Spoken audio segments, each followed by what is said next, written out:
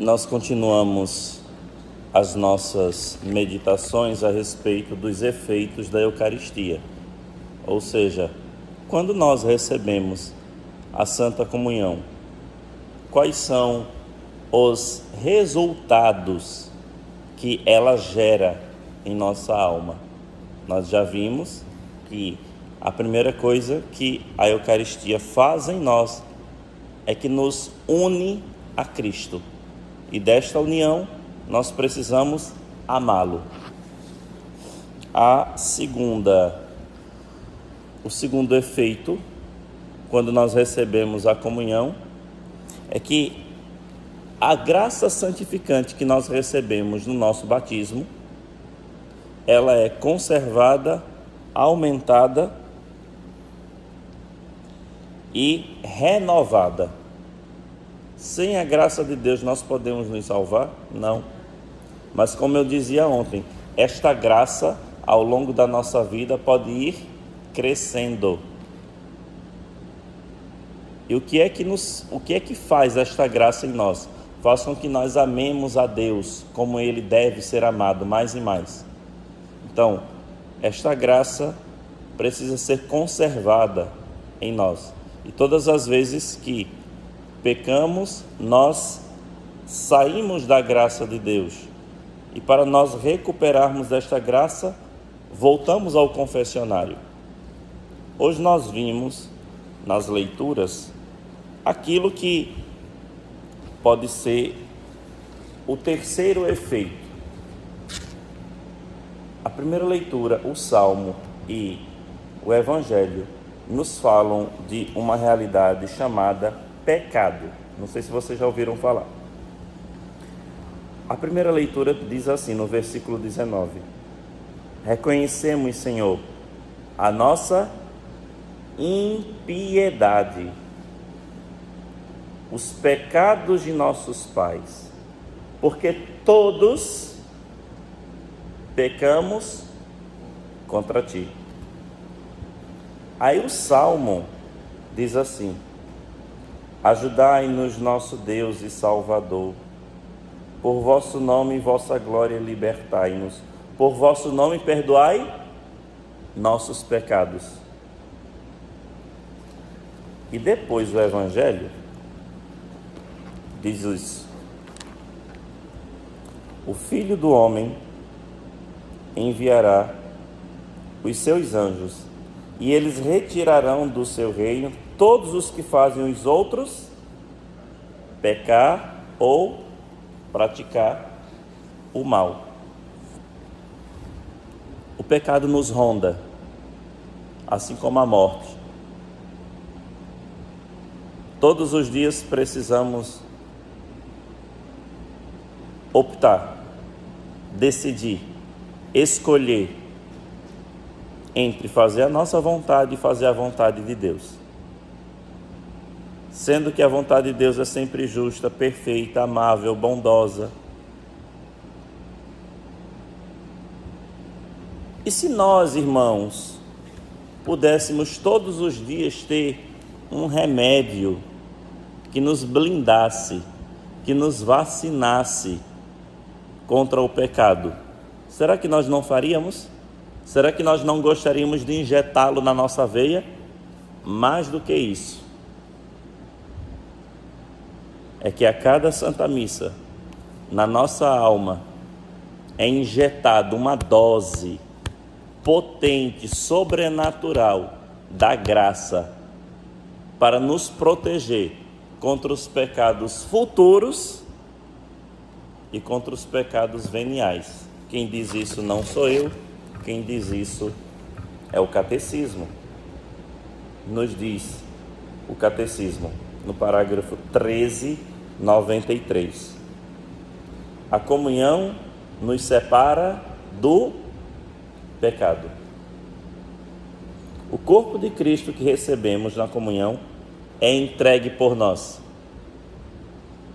E o sangue é derramado para a salvação de todos. Não é isso que nós escutamos? Que será derramado por vós e por todos para a remissão dos pecados. Por isso, A Eucaristia não pode nos unir a Cristo sem ao mesmo tempo nos purificar dos pecados cometidos e nos preservar dos pecados futuros. Ou seja,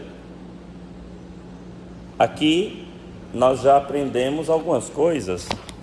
Primeiro, os pecados veniais podem ser perdoados na recepção da comunhão. O ato penitencial não apaga os nossos pecados veniais? Sim. A comunhão também. Mas ao mesmo tempo, este remédio, este antídoto nos vacina contra os pecados futuros. É claro, pecados futuros que podem retirar a graça sobrenatural da nossa alma também. Nos diz Santo Ambrósio: toda vez que o recebemos e anunciamos a morte do Senhor, se anunciamos a morte do Senhor, anunciamos a remissão dos pecados. Não é isso que a gente diz? Mistério da fé. E vocês respondem o quê? Anunciamos, Senhor, a vossa morte. E essa morte é para quê? Para nos dar salvação, para pagar os nossos pecados. Se toda vez que o seu sangue é derramado o é para a remissão dos pecados, deve recebê-lo sempre, para que perdoe sempre os meus pecados. Eu que sempre peco, devo ter sempre um remédio. É claro, nós precisamos saber, a Eucaristia, ela é remédio para as nossas fraquezas, para as nossas mazelas, para nos fortalecer, para nos aprimorar na luta contra os pecados. Eu sempre digo para uma pessoa: faça o teste. Vá à missa durante uma semana e passe a missa sem ir a mesma semana. Não é a mesma coisa. O efeito sobrenatural é diferente. Você percebe uma força para rezar, para ter um pouco mais de paciência, para enfrentar as situações e tribulações do dia a dia sem reclamar. Você percebe uma força para estar unido a Cristo ao longo do dia. Ontem eu escutei uma tristeza, misericórdia. Uma pessoa daqui da nossa cidade foi ministro da comunhão.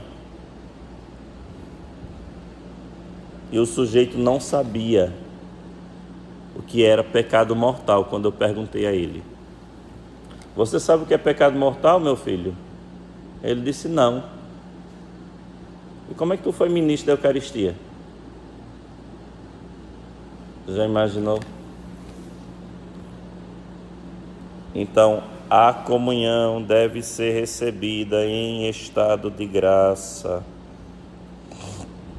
sem termos pecados graves. Isso eu não canso de dizer. Por quê? Porque é um privilégio receber nosso Senhor, mas ao mesmo tempo é uma responsabilidade muito grande. Ao mesmo tempo, nos dá a possibilidade de estar mais próximos de Cristo, mas a responsabilidade aumenta. Porque é como se nós estivéssemos recebendo aquilo que eu disse no domingo, a pérola de grande valor, e cuspindo na pérola. Qual é o sentido? É nós termos encontrado um tesouro, e jogá-lo ele dentro de uma pocilga. Todo mundo sabe o que é uma pocilga, né? Sabe? Não? Pocilga é onde os porcos vivem, um chiqueiro. É a mesma coisa. E dizia, eu não sei se Santo Afonso ou algum outro santo: quem comunga em pecado mortal, primeiro, ofende a Deus. Porque ao invés daquilo te servir como remédio, te servirá como condenação. Depois que você ofende a Deus, você dá glória ao demônio. Você se torna assim com ele. Porque não existe nenhuma outra criatura mais preocupada em querer, não com que ele já ofendeu a Deus. Já que ele não pode mais ofender a Deus, ele faz com que os filhos de Deus ofendam a Deus, comungando em pecado mortal. É uma desgraça. Quem comunga em pecado mortal, não... Aí a pessoa disse assim: ai, padre, mas eu não sinto que eu tenho esses pecados graves. Não é uma questão de sentir.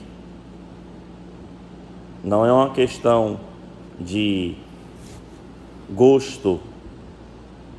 O que é que falta nessa criatura? Compreender que a Eucaristia não é um direito.